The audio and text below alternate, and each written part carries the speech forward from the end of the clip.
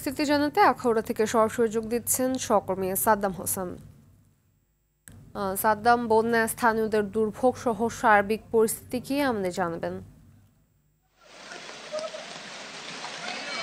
জি ফাতিমা, আপনি জানেন যে অব্যাহত ভারী বর্ষণের ফলে কিন্তু ভারতের যে উজান থেকে নেমে আসা পানি, এই পানির স্রোতে কিন্তু ইতিমধ্যে কিন্তু আমি যে জায়গাটিতে দাঁড়িয়ে আছি সেটি হচ্ছে একমাত্র সড়ক, সেটি হচ্ছে আখাউড়া স্থলবন্দরে যাতায়াতের একমাত্র মাধ্যম, একমাত্র বিকল্প একটি সেতু কিন্তু নির্মাণ করেছিলেন এখানকার সড়ক বিভাগ, এবং সেটি কিন্তু ভেঙে পানির তুরে ভেসে যায়, যার ফলে কিন্তু আখাউড়া স্থলবন্দরের যেই একমাত্র যে সড়কটি সেই ভেঙে যাওয়ার ফলে কিন্তু এখানকার যে যাতায়াতের যে ব্যবস্থা সেটি বন্ধ রয়েছে। ইমিগ্রেশন কর্তৃপক্ষ সকাল থেকে জানিয়েছেন যে আসলে ইমিগ্রেশনও কিন্তু পানি উঠেছে।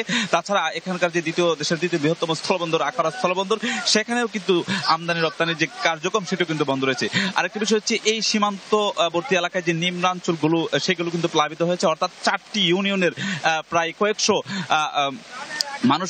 মানুষ কিন্তু পরিবার কিন্তু ইতিমধ্যে পানিবন্দী হয়ে রয়েছেন। এবং এইখানে আমি যেখানে দাঁড়িয়ে আছি সেখানেও কিন্তু একটি আব্দুল্লাহপুর সরকারি প্রাথমিক বিদ্যালয় রয়েছে, এখানেও কিন্তু প্রায় 20টির মতন পরিবার আশ্রয় নিয়েছেন, এবং তাদের দাবি হচ্ছে যে উপজেলা প্রশাসন এবং এখানকার যারা সহযোগিতা করে তারা যেন তাদের প্রতি সদয় দৃষ্টি দেয়। এবং আপনি জানেন যে আরেকটি বিষয় হচ্ছে ভারতের যে উজান থেকে পানি আসছে, এই পানির তোরে কিন্তু এখানকার একটি গর্ভবতী একটি নারী ভেসে যায়, ফলে কিন্তু তিনি মৃত্যুবরণ করেন, এমনটাও কিন্তু নিশ্চিত করেছেন। আমি কথা বলেছিলাম ইমিগ্রেশনের যিনি ইনচার্জ রয়েছেন খায়রুল আলম, তিনি যেমনটা বলছেন যে আসলে অতিমাত্রায় ভারতের যে অব্যাহত বৃষ্টি, সেই বৃষ্টির কারণে কিন্তু তাদের ইমিগ্রেশনে পানি উঠেছে, যার ফলে কিন্তু সকাল থেকেই এখানকার যাত্রী পারাপার অনির্দিষ্টকালের জন্য আপাতত বন্ধ রয়েছে, যেহেতু পানি রয়েছে। এবং আমি উপজেলা নির্বাহী কর্মকর্তা গাজালা পারভিন রুহি ওনার সাথে কথা বলেছি, তিনিও বলছেন যে আসলে যেই 4টি ইউনিয়ন ইতিমধ্যে প্লাবিত হয়েছে সেই ইউনিয়নগুলো তারা খোঁজ খবর নিচ্ছে এবং ক্ষতিগ্রস্তদের তালিকা করছেন, এবং যেই কেন্দ্রগুলোতে আশ্রয় নিচ্ছে যারা অসহায় পরিবারগুলো, সেই পরিবারগুলোকে তারা বিভিন্ন শুকনা খাবার সেগুলো দেওয়ার ব্যবস্থা কিন্তু করছেন। তো এই ছিল আমার কাছে ব্রাহ্মণবাড়িয়ার আখাউড়া থেকে